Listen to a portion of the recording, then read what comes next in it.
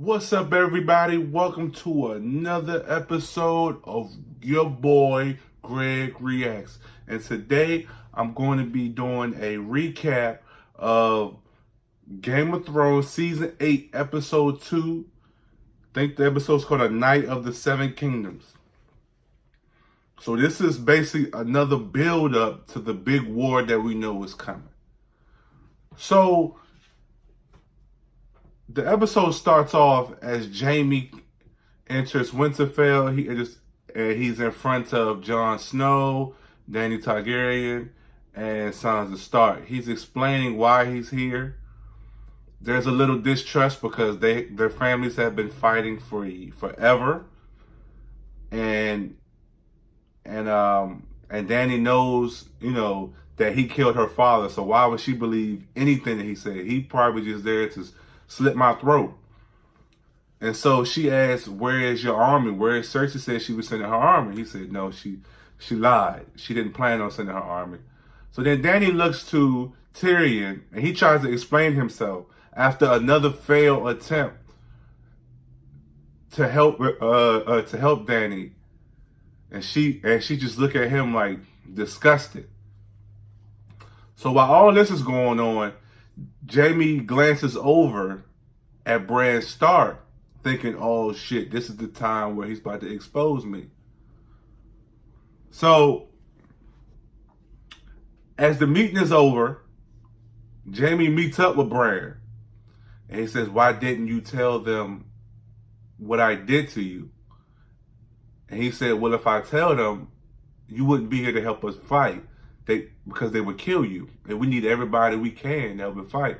And he says, "Well, what about after?" And Bran says, "It may not be an after." So that was pretty interesting. Then also, Theon comes back to Winterfell. And Sansa Stark is so excited that he comes back. He knows he's on sticky terms too with everybody else because his soldiers had taken over Winterfell when all of them had left. They had, stolen everything from Winterfell. So he said, "I apologize for that, but I'm here to help." It's like I said in the last episode, it's about the living versus the dead. We all in this together. Even though we may have our own separate beef, we're all in this together. So that was interesting. So then we move along in the episode, and they talk about two guys come. I forgot the big guy with the beard, with the orange beard, who's always hitting on Brandon Tarr. He comes back, and John from the Night's Watch, and he comes back and he says, "Look, we had to go around the White Walkers. Y'all let me know in the comments who he is. We had to go around the White Walkers to get here, but they're coming." And he said, "Whoever's not with us is with them." So they said, "How long we got?" And he says, "Look, you really got tomorrow, or tomorrow sundown, they're going to be here." So now everybody's preparing, they're getting their weapons together. So they had this big roundtable meeting, a strategy of how are they going to defend them. They said, "We can't defend them head on. We're going to have to do some maneuvering." And Bran says, "They're here for me. The Night King wants me." He showed him his brand. So now they're saying, okay. John's like, "The only way we could possibly have a chance of winning this is if we cut the head off the snake. If we take out the Night King.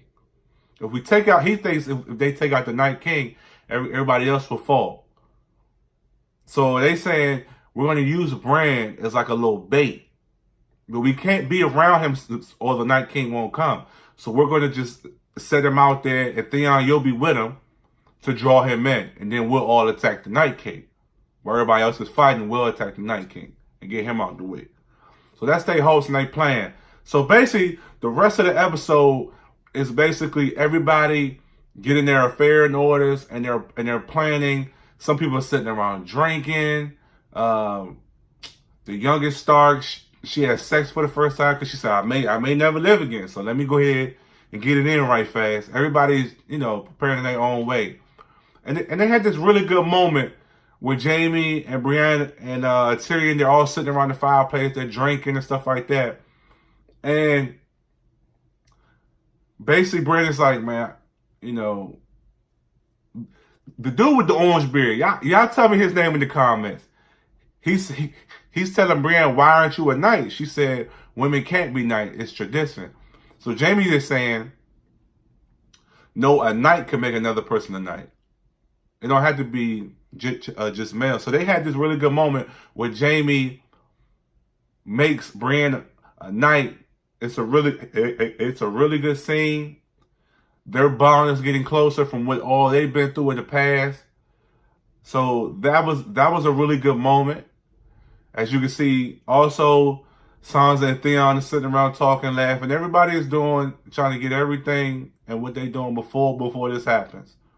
So then we move on, and we see Jon Stark is in the tomb with all the statues of his family, and he's pretty much positioned in front of Lyanna Stark.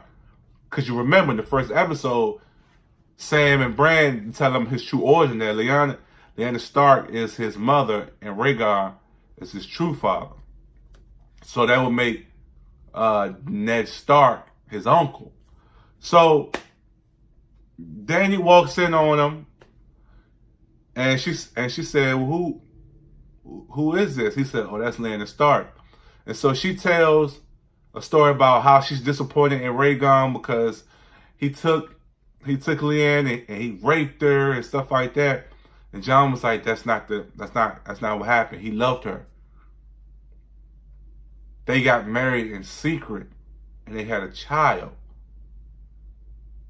He didn't hate her, he loved her. And if Robert would have found out about the child, he would have killed the child. So Jon told Dany the story of how on Lyanna's deathbed, he gave the baby to her brother, Ned Stark, and said, you look after him.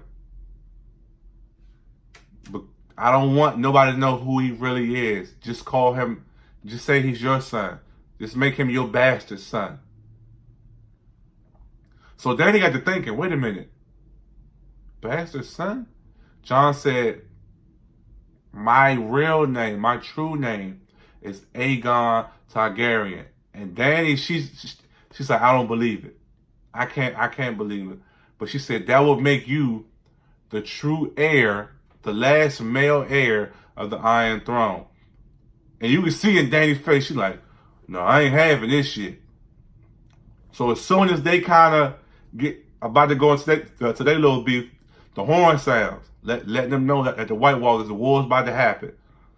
So everybody is running around, the war's about to happen. And they're preparing, getting their dragon glass setting everything up. The Unsullied's already out in front. And the last shot, it pans all the way down there. And it shows 2 White Walker lieutenants on the back of their horses, looking at Winterfell. And you can tell everybody start pulling up. And I'm looking like, oh, shit is about to go down. So basically, like the next episodes, it's going to be all out war. Oh, Bammus is going to die. Somebody, a few people are going to die. A whole lot of people ain't going to make it up out of it. Y'all let me know in the comments who y'all think is going to be finito. And I'm still curious to who is the Night King. Is he Rhaegar? Who is he? Who is he? I don't know. I'm still curious. I feel like he's somebody that they've talked about that maybe have died years ago. He's somebody important. I can't put my finger on it. I don't know. Y'all let me know in the comments who you think. So that's the end of my reaction for this video. I can't wait for next week. So y'all let me know what's going to happen next week in the comments. If you like my reaction, hit the like and subscribe. And also hit the bell, which will notify you on more things I'm putting up on my channel. So that's all I have for y'all. I'm going to see y'all next week for another Game of Thrones reaction. Peace. Peace.